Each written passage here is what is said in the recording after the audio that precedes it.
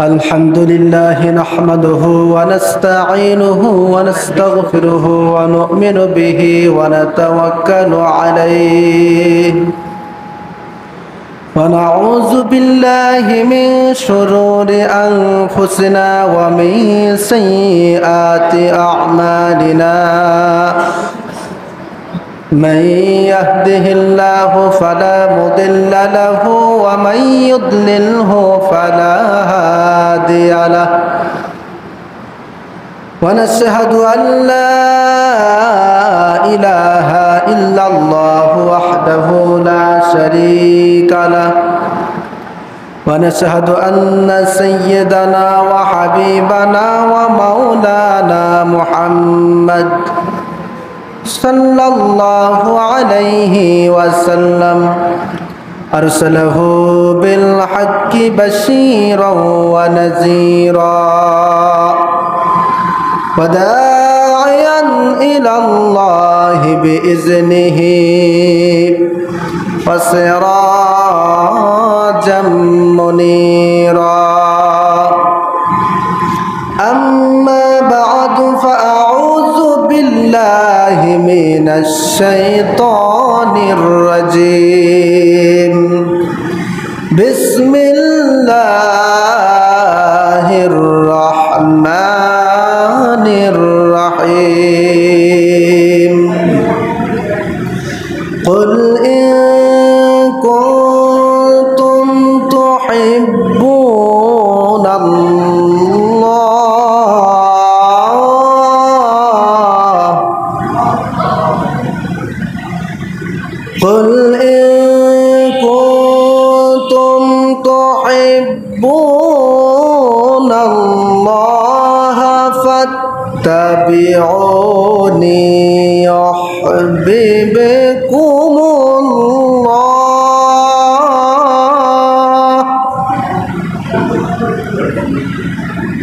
فاتبعوني يحببكم الله ويغفر لكم ذنوبكم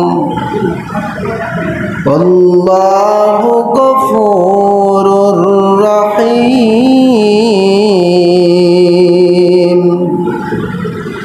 إن الله وملائكته يصلون على النبي يا أيها الذين آمنوا صلوا عليه وسلموا تسليما اللهم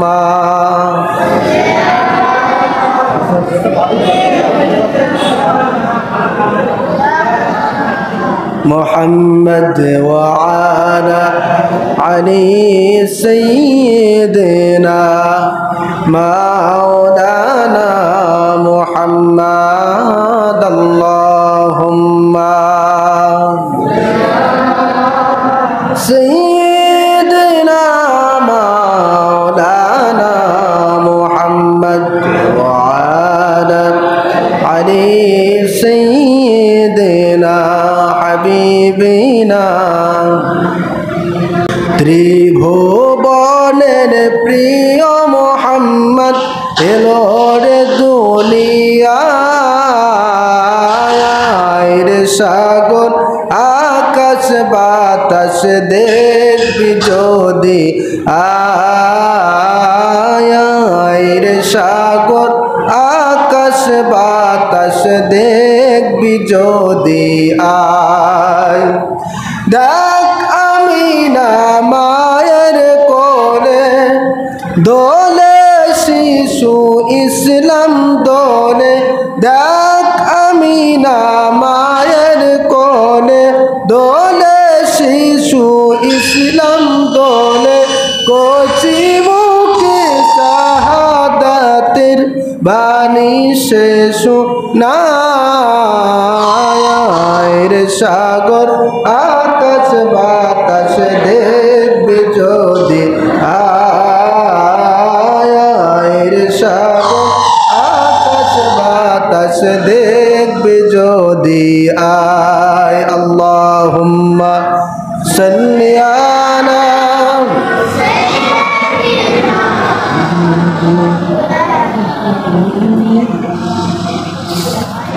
على علي سيدنا حبيبنا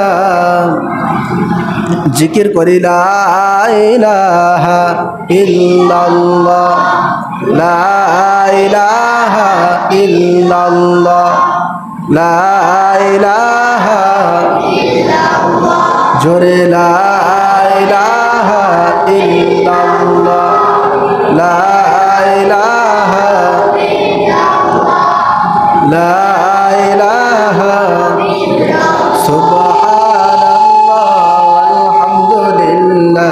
لا إله إلا الله سبحان الله لا إله إلا الله سبحان الله لا إله তুমি বাঁচাও তুমি মারো অবিরত ক্ষমা করো ধরার যজন তাকি ধরো ধরার যজন তাকি ধরো তোমার মুঠোয় সবই আল্লাহ সুবহানাল্লাহ আলহামদুলিল্লাহ ইল্লাল্লাহ সুবহানাল্লাহ আলহামদুলিল্লাহ লা ইলাহা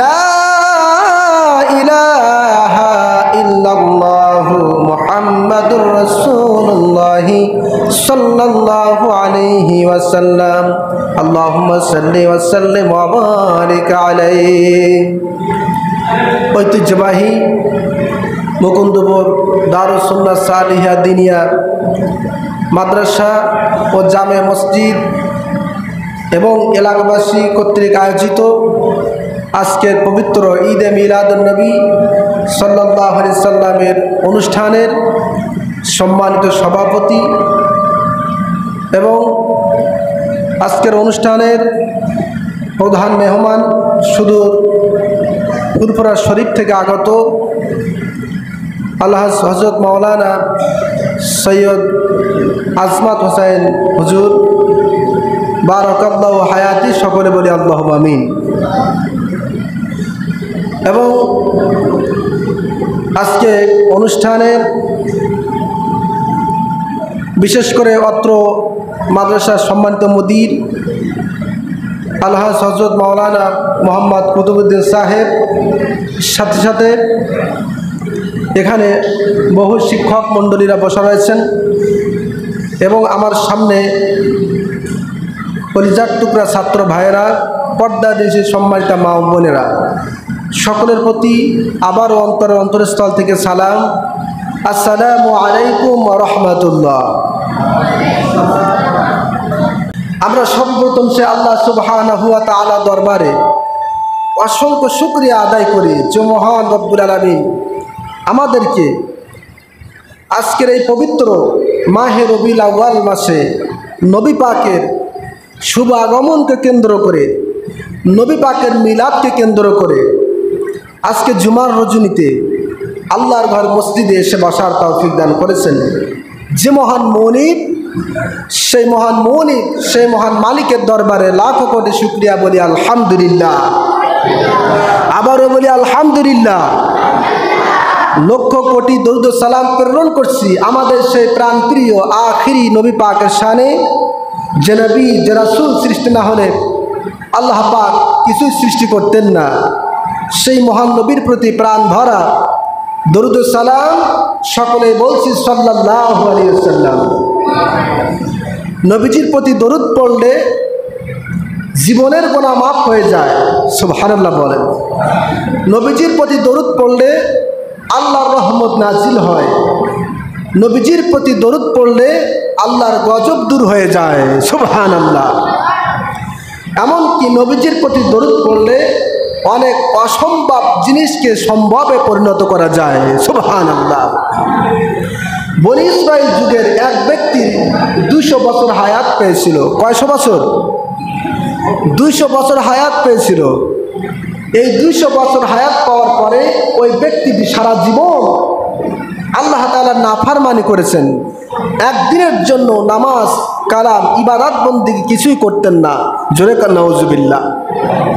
সমাজের মধ্যে এমনও কিছু মানুষ থাকে যাদের দাড়ি পেকে যায়, তারপরও নামাজ পড়ে না, আছে না নাই? সমাজের মধ্যে এমন কিছু মানুষ থাকে যাদের দাড়ি গোঁফ সব পেকে যায়, সাদা হয়ে যায়, তারপরও বিড়ি খাওয়া ছাড়ে না, আছে না নাই? ঠিক অনুরূপ একজন ব্যক্তি বনি ইসরাইল যুগে, যাকে আল্লাহ পাক 200 বছর হায়াত দিয়েছিলেন। কয়শো বছর? 200 বছর হায়াত পেয়ে একটা দিনের জন্য ওই ব্যক্তিটি আল্লাহর ইবাদত বন্দি করেনি, আল্লাহ তাআলার গোলামি করেনি।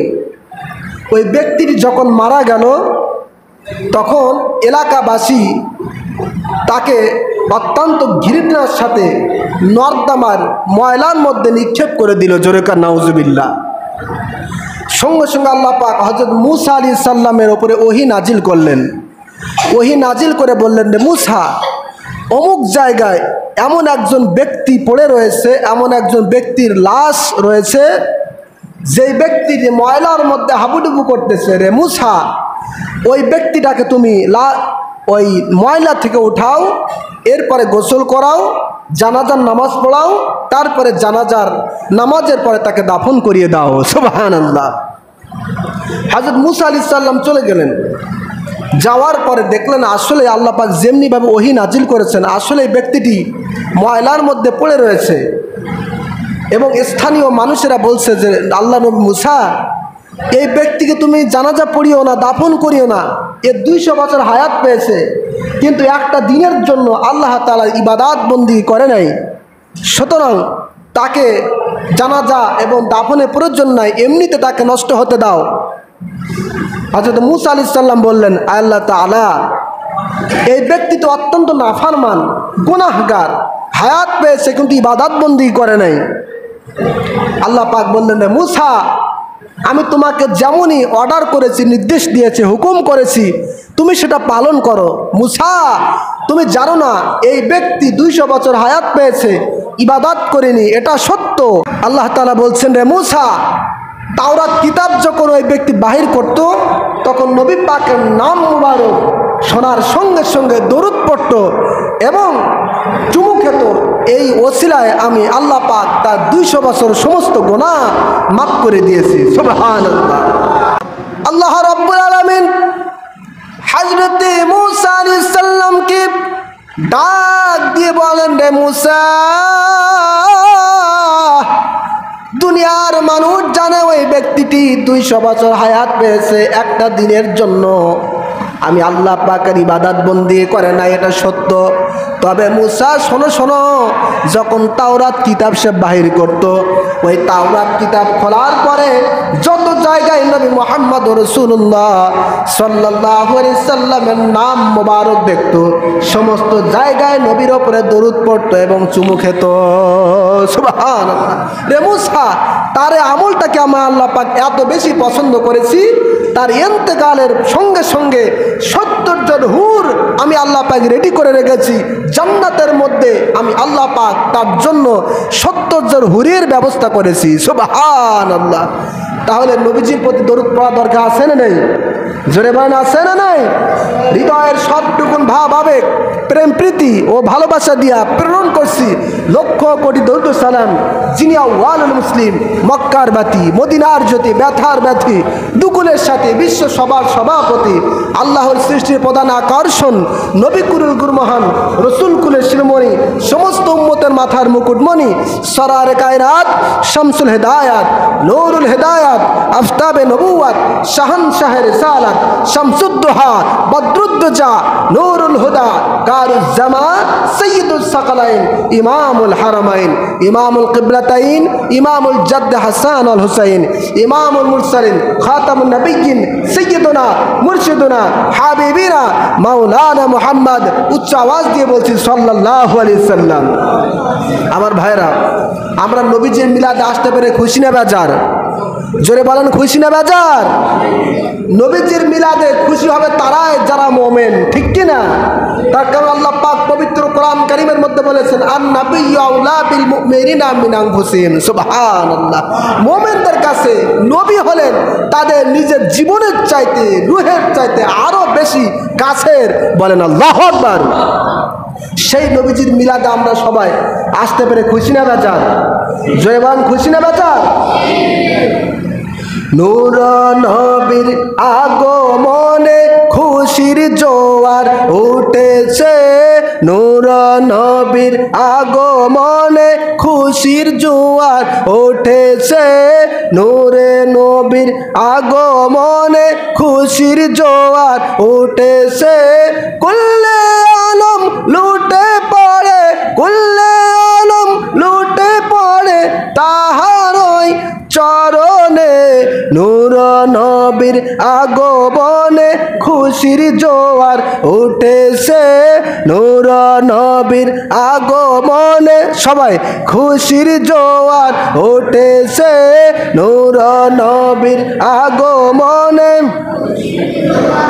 আব্দুল্লাহরি পেশানিতে যেই নূর ঝলঝল করেছে, সেই নূরেরই ঝলক সোয়া মা আমিনার রেহেমে, ঠিক কিনা?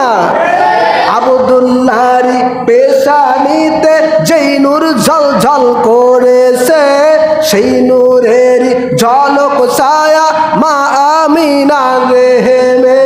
সেই নূর খানা সেজদায় পড়ে, সেই নূর খানা সেজদায় পড়ে উম্মত বলে কেঁদেছে, নূর নবীর আগমনে খুশির জোয়ার উঠেছে, নূর নবীর আগমনে খুশির জোয়ার উঠেছে, ঠিক কিনা?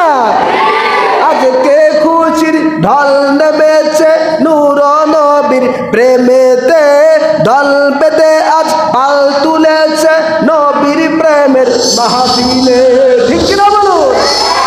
আজকে খুশির ঢল নেমেছে নূর নবীর প্রেমেতে, দল বেঁধে আজ পাল তুলেছে নবীর প্রেমের মাহফিলে। মোদের জীবন বিলিয়ে দেব, মোদের জীবন বিলিয়ে দেব নবীর প্রেমের মায়াতে, নূর নবীর আগমনে খুশির জোয়ার উঠেছে, নূর নবীর আগমনে খুশির জোয়ার। সবাই নূর নবীর আগমনে খুশির জোয়ার উঠেছে, নূর নবীর আগমনে। সালাতু সালাম বলো সবাই বলছেন আল্লাহ কুরআনে, উম্মত বলে কাঁদেন নবী মিরিয়াজিল জান্নাতে, ঠিক কিনা?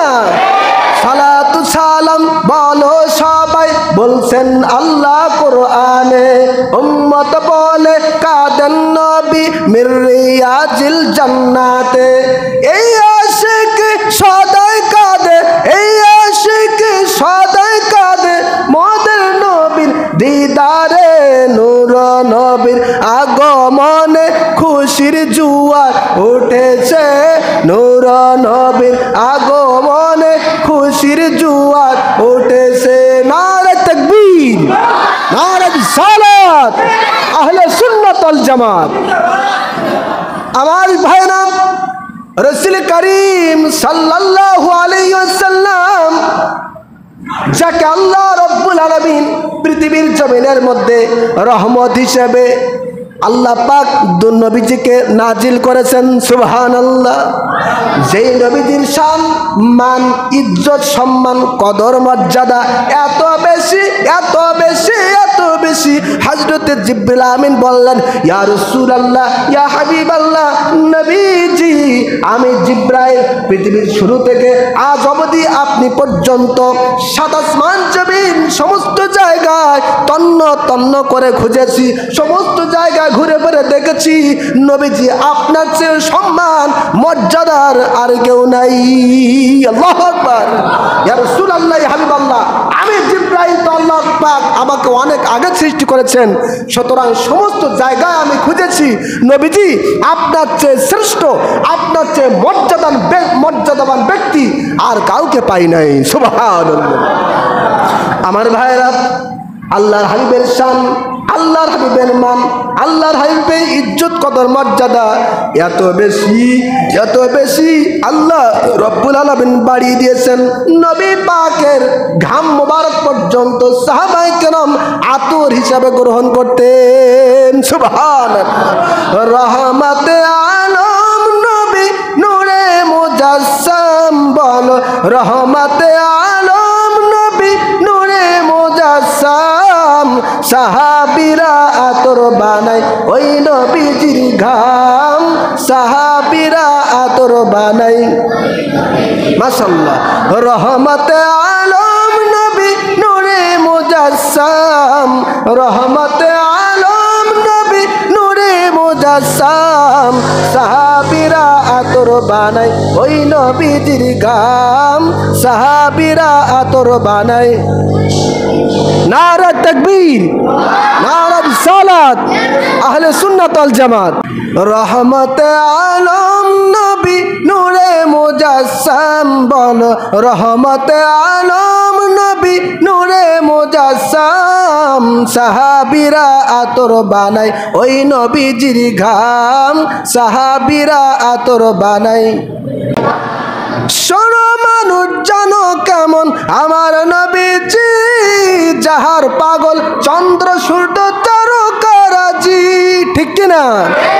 শোনো মানুষ জানো কেমন আমার নবীজি, যাহার পাগল চন্দ্র সূর্য তারকারাজি। তোমরা আরো শুনবানি সুন্দর কাহিনী, আরো শুনবানি সুন্দর কাহিনী। জান্নাতের ওই রুমে রুমে লেখা নবীর নাম, জান্নাতের ওই রুমে রুমে লেখা নবীর নাম। নারা তাকবীর, নারা রিসালাত। হযরত আদম আলাইহিস সালাম তার পুত্র হযরত শীস আলাইহিস সালামকে লক্ষ্য করে বললেন, রে শীস, আমি আদম চলে যাওয়ার পরে আমার পরে প্রতিনিধিত্ব দায়িত্ব পালন করবে তুমি, সুতরাং তোমার উপরে আমি আদমের নসিহত হলো তুমি যখন আল্লাহ তাআলা জিকির করবে, ওই জিকিরের সাথে সাথে নবী মুহাম্মদুর রাসূলুল্লাহ সাল্লাল্লাহু আলাইহি সাল্লামের নাম মোবারকটাও স্মরণ করে নিবে। সুবহানাল্লাহ। হযরত আদম আলাইহিস সালাম বললেন, রে শীস, তুমি জানো না আমি যখন আল্লাহ পাক আমাকে যখন জান্নাতের মধ্যে থাকতে দিয়েছিলেন, আমার মাঝে যখন রুহটা দান করেছিলেন, ওই রুহটা পাওয়ার পরে আমি আদম যখন চোখটা খুলে তাকালাম, সঙ্গে সঙ্গে দেখলাম আল্লাহ পাকের আরশে আজিমের গায়ে নবী মুহাম্মদুর রাসূলুল্লাহ সাল্লাল্লাহু আলাইহি সাল্লামের নাম মোবারকটা লেখা রয়েছে। সুবহানাল্লাহ। শুধু তাই নয় রে শীস, ভালো করে শোনো, আমি আদম যখন জান্নাতের মধ্যে ঘুরে ঘুরে বেড়াতাম, দেখতাম জান্নাতের প্রতিটি পাতায় পাতায়, প্রতিটি দরজা জানলায়, প্রতিটি চৌকাঠে, প্রতিটি জায়গায় নবী মুহাম্মদুর রাসূলুল্লাহ সাল্লাল্লাহু আলাইহি সাল্লামের নাম মোবারকটা লেখা ছিল। সুবহানাল্লাহ। শোনো মানুষ জানো কেমন আমার নবীজি, যাহার পাগল চন্দ্র সূর্য তারকারাজি। তোমরা আরো শুনবানি সুন্দর কাহিনী, আরো শুনবানি সুন্দর কাহিনী। জান্নাতের ওই রুমে রুমে লেখা নবীর নাম, জান্নাতের ওই রুমে রুমে লেখা নবীর নাম। উস্তুনে হান্নানা একটা খেজুর গাছের নাম, যাকে ধরে খুতবা দিতেন রাসূল আকরাম। আল্লাহু আকবার। উস্তুনে হান্নানা একটা খেজুর গাছের নাম, যাকে ধরে খুতবা দিতেন রাসূল আকরাম। গাছটা নবীর বিরহে কাঁদিতে রহে, নবীর বিরহে কাঁদিতে রহে। হত হতবাক হয়ে যান যত সাহাবায়ে কেরাম। আল্লাহু আকবার। রাসূল কারীম সাল্লাল্লাহু আলাইহি সাল্লাম মদিনাতুল মুনাওয়ারায় যে মসজিদে নববী প্রতিষ্ঠিত করেছিলেন, মসজিদে নববীতে প্রতিষ্ঠা হওয়ার পরে আল্লাহর হাবিব সাধারণ একটা গাছের সাথে ঠাস লাগিয়ে দাঁড়িয়ে দাঁড়িয়ে খুতবা দিতেন। সুবহানাল্লাহ। যেই গাছটির নাম হচ্ছে উস্তুনে হান্নানা। আল্লাহর হাবিব যেই না মাত্র মসজিদ নববীতে প্রতিষ্ঠা করলেন, মোটামুটি সাহাবায়ে কেরামদের সহযোগিতায় মসজিদে নববীর আগের চেয়ে ভিত্তিটা আরেকটু উন্নত হলো। নবী পাক আবার নতুন একটা মেম্বারের তৈরি করলেন, প্রস্তুত করলেন। সুবহানাল্লাহ।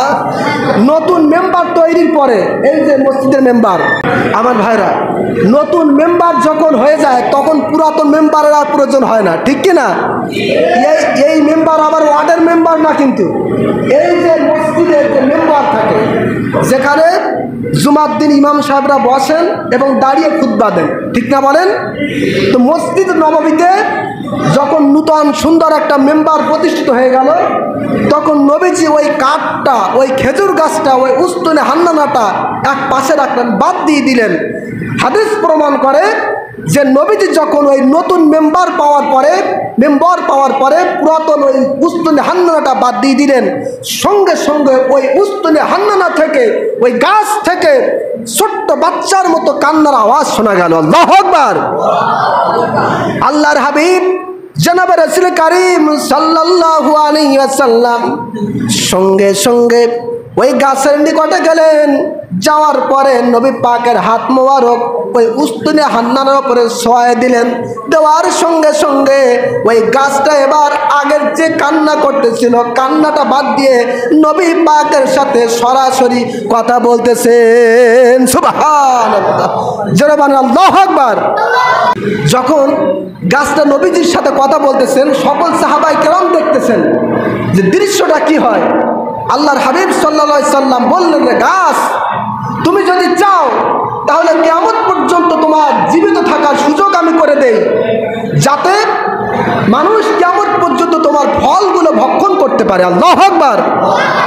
উস্তুনে হান্নানা রাসূল পাকের এই খেজুর গাছটা এবার জবান করে বলছে, ইয়া রাসূলুল্লাহ, ইয়া হাবিবাল্লাহ, নবীজি, আমি আজীবন বেঁচে থাকতে চাই না, বরং আমি সব সময় আপনার সংস্পর্শে, আমি আপনার পাশাপাশি থাকতে চাই।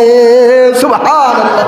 নবী পাক সাল্লাল্লাহু আলাইহি ওয়াসাল্লাম তখন ওই মসজিদ নববীর পাশেই উস্তুনে হান্নানাটাকে দাফন করে দিলেন। আল্লাহু আকবার।